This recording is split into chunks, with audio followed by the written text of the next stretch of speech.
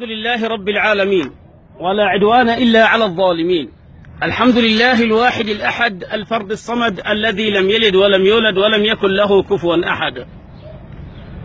هنا وفي آخر أو في منتصف شهر رمضان وقبل أذان المغرب تذكرت أمورا كثيرة أحببت أن أعيشها معكم إخواني. نريد أن نتحدث عن قضية مهمة، ألا وهي قضية عبادة الله الأنفع للناس. وهنالك من تجده حريصا على عمرة تلو عمرة وحجة تلو حجة نافلة، يصلي في الحرم باكيا والدموع نازلة، يخشع كثيرا ويخضع كثيرا ونسمع نحيبهم في البكاء، ولكنهم يتناسون أمة من الناس نحورهم مخضبة بالدماء، وينسون بطوعا جائعة وأفواهم تنتظر من يطعمها من شباب ومن أطفال ومن نساء ومن شيوخ المسلمين من ضاقت بهم الحياة. أجمل العبادات أن تطعم فما، وأن تشبع بطنا، وأن تكسو جسما، وأن تحمي عرضا، وأن تذود عن الدين. وصدق ابن المبارك حينما أرسل رسالته إلى الفضيل بن عياض عابد الحرمين فقال له: يا عابد الحرمين لو أبصرتنا لعلمت أنك بالعبادة تلعب، من كان يخضب خده بدموعه فنحورنا بدمائنا تتخضب.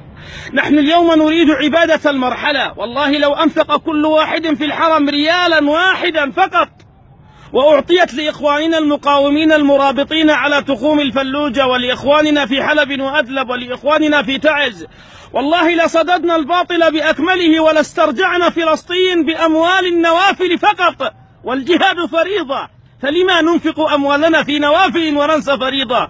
والله لو أنفق كل معتمر هذا العام في كل يوم ريالا واحدا سعوديا، والذي لا إله إلا هو لأعددنا كتائبا ندك بها أسوار الصهاينة ولاستعدنا المسجد الأقصى. لا ينقصنا كثرة الرجال ولا كثرة الزهاد والعباد، ينقصنا كثرة العقلاء الذين يفكرون بالعبادات كما ينبغي أن تكون.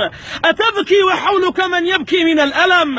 أتنزل دموعا من خشية الله وحولك من يغتصب عرضه ومن ينتهك عرضه ومن ينسف مسجده ومن يدمر داره ومن تحتل أرضه، وأنت باحث عن تزكية ذاتية شخصية بعيد عن الوقوف مع أمة تريد لك أن تكون من رجالها وأبطالها. نريد اليوم أن نعيش فقه الواقع، وأن نعلم أن إطعام الجائعين والبؤساء وإنقاذ المظلومين والذود عن الأرض والدين والعرض أولى من عمرة نافلة وحجة نافلة. أجعلتم سقاية الحاج وعمارة المسجد الحرام كمن آمن بالله واليوم الآخر؟ لو أنفق عشر ما ينفق في العمرة لتعز لكنا الآن في مران وفي صعدة. لو أنفق عشر المنشار ما ينفق للعمرة والحج نافلة على إخواننا في حلب لكان بشار الأسد فعل ماضي. لو أنفقنا عشر معشار من هذا لكان الحشد الشعبي والشيعة في العراق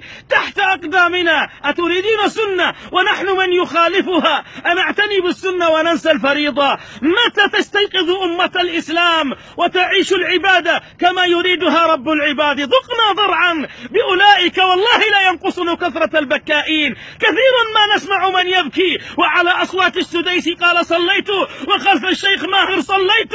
نحن سنصلي مع الضعفاء وخلف الضعفاء أئمة ومأمومين، وسنعيش في الجبهات مرابطين. لن نبكي دموعا ولكن ستقطر أجسامنا دما من أجل دين الله وفي مرضاة الله. مقاومة، الله أكبر. أقسمنا يمينا لن نقهر، وكتاب الله بأيدينا نقتحم اليابس والأخضر.